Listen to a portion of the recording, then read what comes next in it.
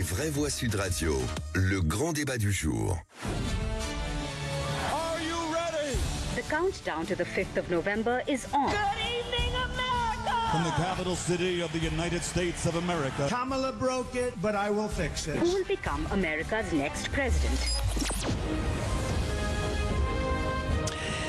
Oh là, c'est beau. Tous les 4 ans, les États-Unis réactualisent le même tube à l'occasion des élections présidentielles. Il s'agirait bien de la plus importante élection de l'histoire. Pour l'avenir de l'humanité, les Français cristallisent la terreur Trump ou l'incompétence Harris. Les Français ont-ils peur? Ont-ils raison? N'ont-ils pas peur? C'est un petit peu vous qui allez, les auditeurs de Sud Radio, vous en faire les porte-paroles. La question que nous vous posons, êtes-vous plus inquiet par l'arrivée à la Maison-Blanche de 1. Kamala Harris, 2. Donald Trump, 3. Les deux, et 4. Pas inquiet du tout. Réagissez sur le compte X de Sud Radio. Dans un instant, je vais vous donner la tendance, ce que vous dites.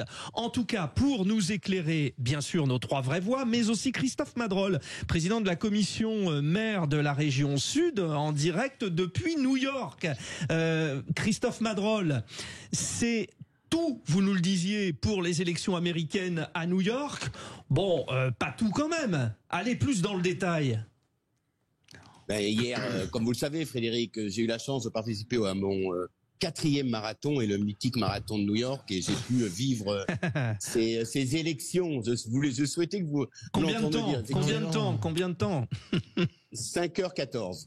Bravo. Bon, c'est pas les meilleurs temps, mais en tout cas, voilà. Alors. Non, mais c'était super. Bon, faites-nous part de votre expérience. Ce qui était assez incroyable dans les rues de New York, c'est que c'était un marathon très politique. Ça va faire plaisir à Françoise.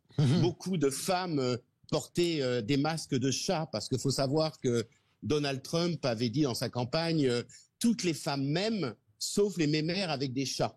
Et donc, sur tout le trajet, sur les 42 kilomètres, il y avait des femmes qui portaient des masques de chat. Il y avait des symboles féministes. Et réellement, bon, on sait très bien que New York, ce n'est pas les États-Unis, ce n'est pas les swing states, ce n'est pas la Pennsylvanie, le Wisconsin ou le Nevada. À New York, s'il y avait élection que new-yorkaise, Kamala Harris arriverait largement en tête. Et dans toutes les rues, c'est très politique. Il faut savoir que les bureaux de vote, certains bureaux de vote ont déjà ouvert à New York, et il y a des files de gens pour aller voter. Et j'ai pu hier soir passer devant un bureau de vote. J'ai posé la question à la française. Vous votez pour qui? En tout cas, ceux qui m'ont répondu, votez pour Harris. Donc il y a un vrai engouement, mais personne ce matin. Je discutais avec un journaliste d'un grand média américain au petit déjeuner. Ils sont incapables de nous prédire qui peut gagner. Il faut savoir qu'il y a 3 États qui risquent de faire la balance.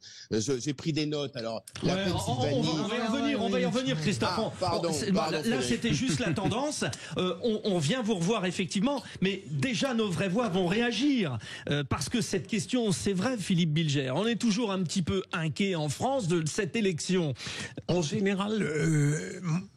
Je sais que la France s'estime toujours légitime, voire compétente pour choisir les présidents des autres. Et elle se trompe assez régulièrement. Là, en ce qui concerne Donald Trump et Kamala Harris, même si récemment j'ai cru lire des analyses qui donnaient l'avantage à Donald Trump, d'autres, évidemment, prévoyait la victoire de Kamala Harris. Mais si je peux dire une chose, évidemment, au sujet de Donald Trump, le personnage est détestable, sa vulgarité, sa grossièreté, la gêne qu'il éprouve dans un débat, dans une confrontation avec Kamala Harris. La seule chose, et je crains de susciter l'opprobre de mes amis, c'est que je sais qu'avec Trump, il y aura quelque chose qui peut-être changera dans la vie internationale et pas forcément en mal. Je pense qu'il a appris de son premier mandat. Françoise de Gaulle. D'abord, je voudrais dire que la France, d'abord, il est normal qu'elle s'intéresse aux États-Unis parce que de toute façon, c'est notre histoire commune et que Lafayette nous voilà. Ça, c'est le premier point. Il faut cesser de dire que la France s'est toujours trompée. Elle s'est trompée une fois sur la première élection de Trump. Les Français, les analystes français ne sont jamais trompés, ni sur Obama. Non, ils sont pas trompés sur Bush. Ils sont pas trompés sur Obama. Je me souviens que c'est Le Monde qui est le premier journal, trois mois avant même qu'on puisse imaginer qu'Obama passe en tête, qui fait un grand papier en disant voilà, etc. Donc, le procès qui est fait à la presse française, supposément qui ne serait préoccupé que par New York, est un faux procès. Le troisième point, on va avoir pour la première fois dans cette élection, c'est intéressant que Christophe nous parle des femmes, c'est véritablement ce qui est en train de sortir, c'est la fracture du vote femmes-hommes. C'est incroyable. C'est-à-dire que la majorité des femmes, majoritairement voteront Kamala Harris, majoritairement les hommes pour Donald Trump. Ensuite, moi je pense que Donald Trump est un désastre par son attitude. Je ne vois pas en quoi Donald Trump va régler quoi que ce soit. Il est hystérisant, il est épuisant sur la scène internationale. On me dit dans son mandat il n'y a pas eu de guerre. Oui d'accord, mais là il va falloir gérer la Russie de Poutine et il va falloir gérer le Proche-Orient. Et à mon avis, on a un vrai souci. Je ne sais pas ce que donneront les sondages, j'en sais rien. Une chose est sûre, quel que soit le résultat, si c'est too close to call, comme ça nous est arrivé une fois avec Al Gore, eh bien ce sera un désastre de fracture, quasiment de guerre civile.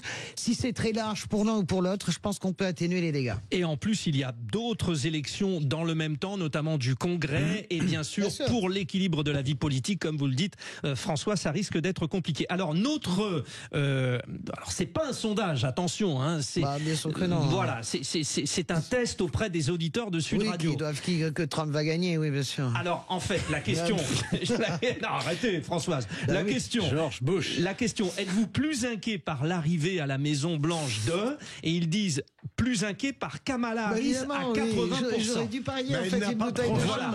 Trump, elle n'a pas de programme. 8% sont inquiets. Qu'est-ce que vous comprenez déjà Alors, attendez, je continue. Elle est mauvaise ou quoi? Quand vous avez regardé des débats? Quand on l'entend, absolument, elle est mauvaise. Ah ouais, d'accord. Et Trump est génial. Non.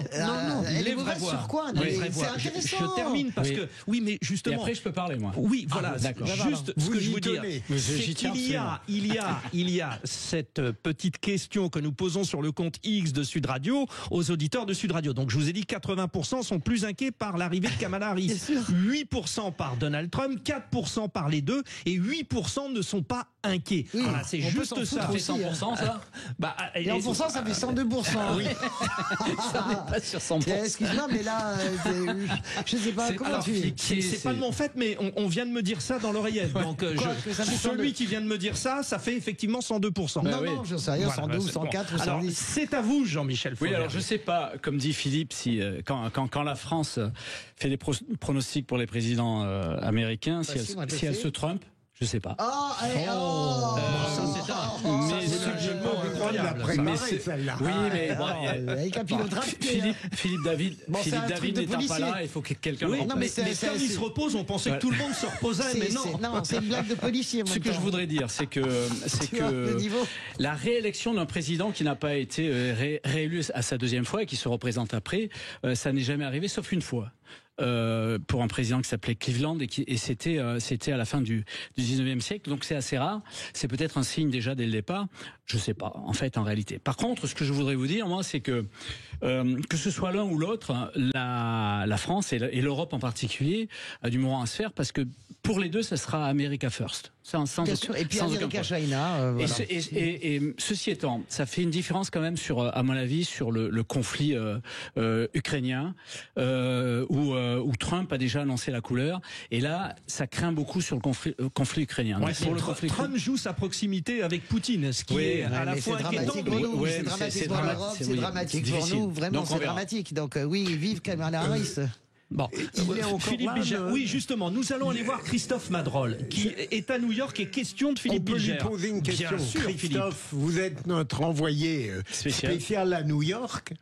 Est-ce que j'ai l'impression que pour la vie internationale, Trump compte encore plus que d'habitude par rapport à la diplomatie classique sur les rapports de proximité absolue qu'il peut avoir avec les gens qui sont au cœur des crises. Je pense à Poutine, je pense éventuellement même si avec Netanyahou. Est-ce que vous avez ce sentiment? Est-ce que c'est exact? Depuis New York.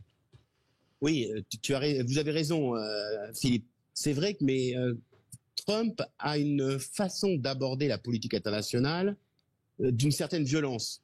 Donc effectivement, il se retrouve dans la logique de Poutine ou de Netanyahou ou d'autres. Et d'ailleurs, le journaliste en question avec qui je parlais ce matin est très inquiet, comme le dit Françoise, de la suite, parce qu'il pense à un résultat très très très serré. Et il s'inquiète aussi des fake news qui pourraient déstabiliser la démocratie américaine, puisqu'il faut bien imaginer que on n'aura pas les résultats demain, on n'aura pas les résultats mercredi. On va attendre le week-end prochain éventuellement que les recomptages, parce que vous savez qu'on va recompter, donnent des résultats. Et tous les observateurs avec lesquels j'ai pu discuter depuis 48 heures me disent qu'ils sont très inquiets d'après-demain et d'après-après-demain, parce qu'il peut y avoir effectivement une situation très compliquée. L'autre point que je voulais aborder, j'ai rencontré également des femmes républicaines, et Françoise a raison, qui ne voteront pas Trump à cause de ces prises de position. Kamala Harris, c'est incroyable. Hein. Ouais. Exactement. Moi, j'ai rencontré des femmes, des bourgeoises du Queen, faut pas les nommer, avec qui j'ai discuté. Ils me disent qu'ils ont toujours voté républicain, mais Trump, c'est pas possible. Ils ne voteront pas. Et il y a aussi le vote communautaire, parce que autant que les femmes, pour répondre à Philippe, votent Pamela Harris, autant que hier, j'étais dans le Bronx, et certains blacks me disaient qu'ils voteront Trump. Bien sûr, parce qu'ils ont plus confiance. Incroyable. Et il est clair que d'avoir une première présidente des États-Unis de l'histoire, alors il y a 2 degrés de lecture par rapport aux féministes, c'est de dire bah oui, mais ça ne devrait plus être justement surprenant, mais quand même, ça serait la première de l'histoire. Et quand même une femme de couleur, ça reste un symbole. C'est très puissant. C'est-à-dire que si Kamala Harris est élue, c'est vraiment spectaculaire. Elle a crevé le plafond de verre pour toutes les autres femmes d'ailleurs au suffrage universel. Vous verrez que ça peut tomber après en domino ailleurs, parce que on regarde toujours les États-Unis. Les gens qui disent, j'écoutais Aurore Laluc avant de ce matin, qui disait arrêtons de trembler pour l'élection du président américain. Mais bien sûr, c'est pas trembler ou pas trembler, ça nous impacte absolument directement. C'est la plus grande puissance économique du monde avec la Chine, c'est la plus grande démocratie. Il est évident mais ce vote des femmes va être absolument capital. Il est parce que c'est une femme, parce que c'est Kamala Harris, et parce que Donald Trump est un grossier personnage, mais qui revéhicule le masculinisme. Hein. C'est vraiment sa campagne à lui. C'est une campagne masculine, virile, blanche. C'est clair, plus machiste. Enfin, moi qui suis homme... Mais enfin, j'en sais rien. En tout cas, c'est masculiniste, c'est machiste, c'est homme blanc, et c'est Patrick Veil l'analyse très très bien, l'historien français. Il l'analyse en disant c'est la revanche de la campagne des États du Sud. Bon, alors, dans l'ordre, Gérald de Montpellier qui est au 0826 300 300 et puis après Jean-Michel Fauvergue. Gérald, votre point de vue. Alors la question qu'on a posée à tous les auditeurs de Sud Radio sur le compte X, vous êtes plutôt inquiet par l'arrivée de qui, de quoi ou pas du tout ? Moi, je suis plutôt inquiet du fait qu'on s'intéresse énormément à cette élection. Nous sommes un pays, nous sommes la France, et les élections présidentielles se passent généralement chez nous. Et on ne s'inquiète pas en fait de ce qui peut se passer en dehors de notre pays. Là, ce que ça décrit qu'en fait demain les maîtres du monde qui sont en fait les États-Unis, nous allons dépendre en fait de soit de Trump, soit du wokisme de Kamala Harris. Et je pense qu'en fait c'est ça qui dérange les gens. Et moi ce qui me fait peur, c'est qu'en fait finalement les États-Unis ont pris notre souveraineté, la souveraineté en fait de l'Europe. Vous avez qu'à entendre en fait ce que a dit comment il s'appelle notre ancien qui s'est fait licencier par Ursula von der Leyen là. Thierry Breton. Que si demain Trump arrivait en fait tout simplement au pouvoir, ce serait l'abandon de l'Europe. C'est une tragédie d'entendre ça. Ça veut dire qu'en fait nous dépendons à 100% de l'économie américaine et de la politique américaine. Ce sont donc du coup les Américains qui nous dirigent. Et moi c'est ça qui me fait plus peur. Bon. Après j'espère que demain évidemment j'ai une sensibilité pour Trump, ça vous le savez tous. Et je n'ai plus. Moi je ne savais pas, mais. Non mais je n'ai pas. Moi je le savais parce que j'ai des dossiers sur tout le monde, mais. Vous êtes fiché par le raid. Je n'ai pas envie de la continuité en fait de la politique de Biden et que Kamala Harris en fait va poursuivre. Et derrière nous savons qu'il y a derrière Kamala Harris. C'est Obama en fait qui dirige tout ça. Bon. Gérald, alors vous restez avec vous, mais vous savez il y a une conclusion que j'avais promise à Jean-Michel Fauvergue. D'ailleurs l'occasion de dire que c'est kiff-kiff pour l'Europe, c'est-à-dire que ce soit Kamala Harris ou Donald Trump, on reste très protectionniste aux États-Unis. Oui, économiquement c'est pareil, c'est du pareil au eux-mêmes. Par contre, ça, je le répète, ça, pour moi et pour beaucoup d'autres, ça change au niveau de la défense, au niveau de l'OTAN, au niveau du matériel envoyé à l'Ukraine, sur la résistance sur cette guerre-là, qui est une guerre qui est que je crains beaucoup, moi, et qui est aux frontières de l'Europe. Donc là, ça craint beaucoup. Et là, les Européens, si c'est Trump qui passe, eh bien, devront se surpasser pour et arriver quand même. Et c'est là où je suis d'accord avec Gérald, arriver quand même à devenir une vraie puissance, cette Europe-là. Et on aura remarqué donc que les auditeurs de Sud Radio pro-Trump se sont mobilisés sur le compte X, hein, bien sûr, mais d'une manière générale, en France, les gens sont peut-être un peu plus inquiets par l'élection de Trump que bon. Oui, mais bon, en plus de ça, je veux dire, voilà, il n'a pas la peste, c'est la démocratie. Aimez bien Trump et rassurez-vous, faites la fête si Kamala Harris est élu. Voilà. Et puis il est toujours en vie. Rappelons quand même que c'est une campagne terrible. Il a été l'objet de 2 tentatives. C'est exact. Quand même, c'est ce qui est assez impressionnant. Et ça, c'est terrible. Ça, c'est terrible que de s'attaquer comme ça dans une démocratie comme les États-Unis. Bon, c'est pas nouveau. Hein. Dans une démocratie comme sur des.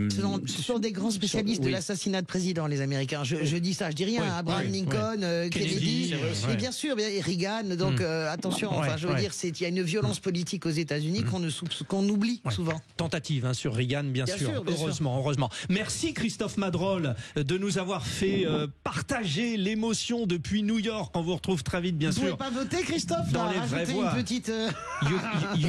You don't have the rights. You don't have the rights. Thank you very much, and I see you soon. You're welcome. Dans un instant, qui c'est qui l'a dit? Le quiz de l'info. Tout le monde est là. Notre auditeur Gérald et bien sûr nos 3 vraies voix. Sud Radio, c'est votre opinion qui compte. Merci à Sud Radio pour l'attention que vous portez au sport. C'est super, continuez. Sud Radio, parlons vrai.